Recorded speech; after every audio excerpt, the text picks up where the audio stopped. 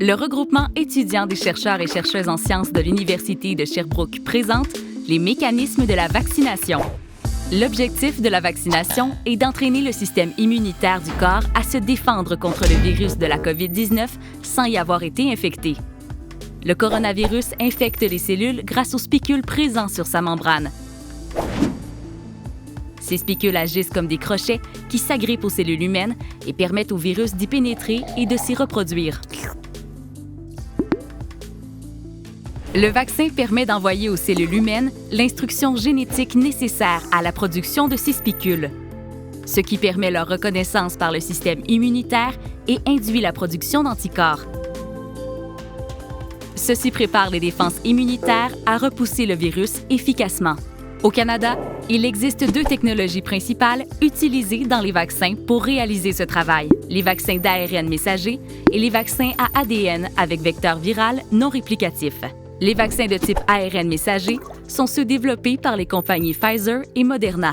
Ils utilisent une molécule d'ARN enrobée d'une enveloppe lipidique, soit des microgouttelettes de gras, qui va voyager dans le corps pour y être absorbée par la membrane cellulaire, elle aussi constituée principalement de lipides. Les microgouttelettes vont ainsi libérer la séquence d'ARN dans le cytoplasme pour lui enseigner comment produire des spicules. Les vaccins à vecteur viral non réplicatif sont ceux développés par les entreprises AstraZeneca, Johnson & Johnson et Gamaleya. Ils utilisent une séquence d'ADN des spicules de la COVID-19 insérée dans un virus inoffensif qui est incapable de se reproduire. Une fois injecté, ce virus est absorbé par la cellule humaine et l'ADN qu'il contient est transféré au noyau. Ce fragment d'ADN reste isolé du génome humain et se dégrade par la suite. La cellule utilise ensuite sa propre machinerie pour générer des séquences d'ARN qui permettront la production de spicules. La réponse immunitaire est identique pour les 2 types de vaccins. Les ribosomes utilisent l'instruction génétique contenue dans les molécules d'ARN du coronavirus pour produire les spicules. Une fois produits, les spicules s'assemblent en groupe de 3 pour former un spicule mature et migrent sur la membrane cellulaire.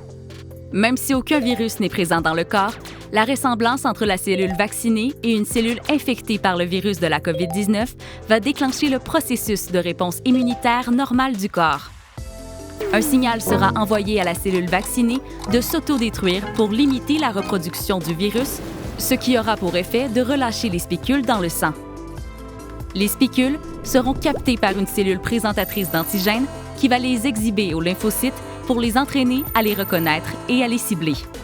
Exposés aux spicules, les lymphocytes se spécialisent pour défendre le corps et produisent alors des anticorps qui viennent se coller aux spicules, ce qui, en cas d'une réelle infection, empêchera le coronavirus de pénétrer les cellules humaines. Le corps possède maintenant une mémoire immunologique qui lui permet de répondre beaucoup plus rapidement et efficacement à une éventuelle infection de la COVID-19. Pour plus d'informations concernant les mécanismes des vaccins, veuillez consulter le québec.ca/santé.